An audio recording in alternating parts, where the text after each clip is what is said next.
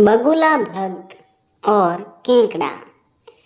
एक वन प्रदेश में एक बहुत बड़ा तालाब था। हर प्रकार के जीवों के लिए उसमें भोजन सामग्री होने के कारण वहाँ नाना प्रकार के जीव, पक्षी, मछलियाँ, कछुए और केकड़े निवास करते थे। पास में ही बगुला रहता था, जिसे परिश्रम करना बिल्कुल अच्छा नहीं लगता था। उसकी आंखें भी कमजोर थी। मछलियाँ पकड़ने के लिए तो मेहनत करनी पड़ती है, जो उसे खलती थी। इसलिए आलस्य के मारे वह प्राय भूखा ही रहता। एक टांग पर खड़ा यही सोचता रहता कि क्या उपाय किया जाए कि बिना हाथ पैर हिलाए रोज भोजन मिले। एक दिन उसे एक उपाय सूझा तो वह उसे आजमाने बैठ गया। बगुला तालाब के किनारे खड़ा हो गया और लगा आंखों से आंसू बहाने। एक केकड़े ने उसे आंसू बहाते देखा तो वह उसके निकट आया और पूछने लगा, मामा क्या बात है? भोजन के लिए मछलियों का शिकार करने की बजाय खड़े आंसू बहा रहे हो? बगुले ने जोर की हिचकी ली और भर्राए गले से बोला, बेटे बहुत कर लिया मछलियों का शिकार, अब मैं यह पाप कार्य और नहीं करूँगा। मेरी आत्मा जाग उठी है, इसलिए मैं निकट आई मछलियों को भी नहीं पकड़ता रहा। तुम तो देख ही रहे हो।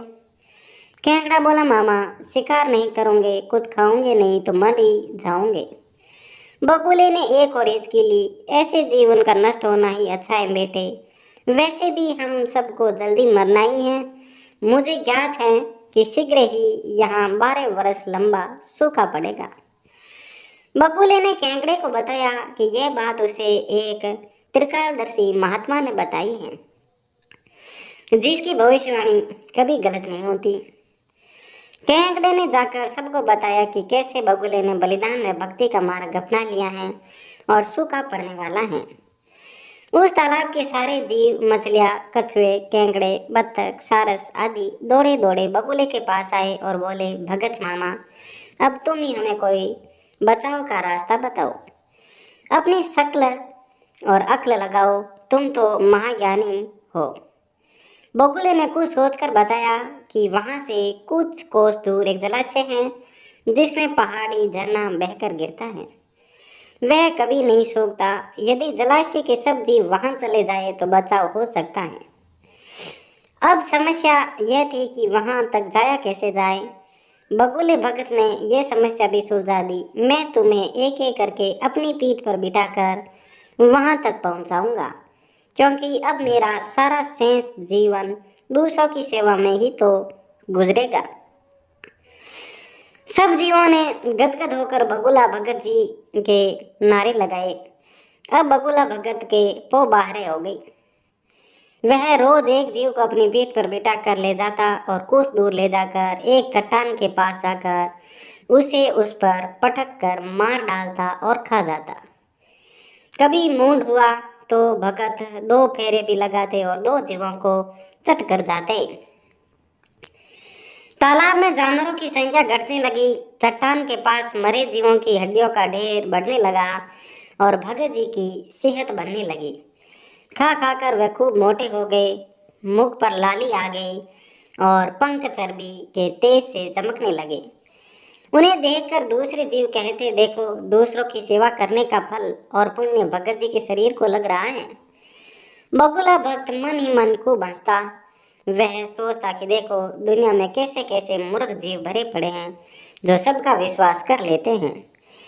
ऐसे मूर्खों की दुनिया में थोड़ी चालाकी से काम लिया जाए तो मजे ही मजे हैं। बिना हाथ पैर हिलाए खूब दावत उड़ाई जा सकती है।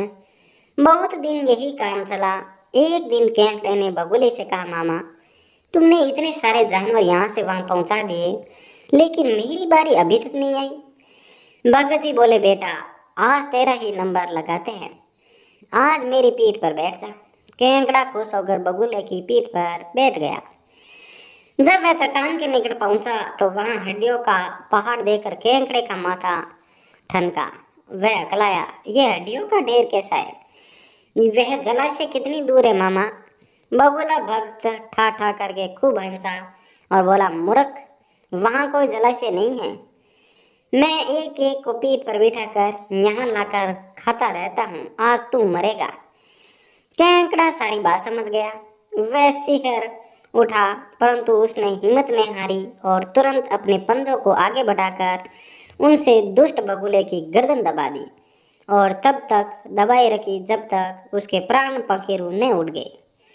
फिर केंकड़ा बगुले भक्त का कटा सिर लेकर तालाब पर लौटा और सारे जीवों को सच्चाई बता दी कि कैसे दुष्ट बगुला भक्त उन्हें धोखा देता रहा। दोस्तों, इस कहानी की सीख किसी की भी बातों पर आंखें मूंद कर विश्वास नहीं करना चाहिए। मुसीबत में धीरज व बुद्धिमानी से कार्य करना चाहिए। दोस्तों, अगर कहानी पसंद आई तो इसे लाइक, शेयर एंड सब्सक्राइब जरूर करें और ऐसी ही कहानियाँ देखने के लिए अनु स्टोरी चैनल को सब्सक्राइब जरूर करें। धन्यवाद।